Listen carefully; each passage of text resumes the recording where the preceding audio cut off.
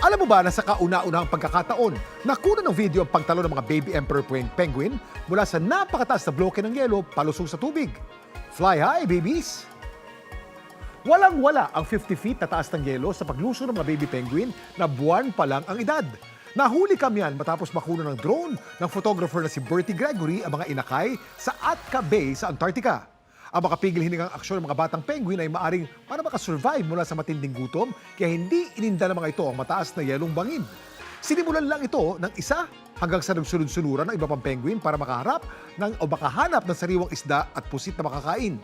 Ayon sa mga scientist, posible daw na natutunan ng mga penguin ang behavior na ito dahil sa mas mabilis na pagkatunaw ng yelo dahil sa climate change. Dapat alam mo na nakasanayang sumasabay lang ang mga penguin sa mga naanod na tipak ng yelo para makapunta sa ibang lugar at makahanap ng makakain. Pero dahil sa climate change, maaaring sumasabay na ang mga ito sa pagbabago para mabuhay. Yan ang dapat alam mo.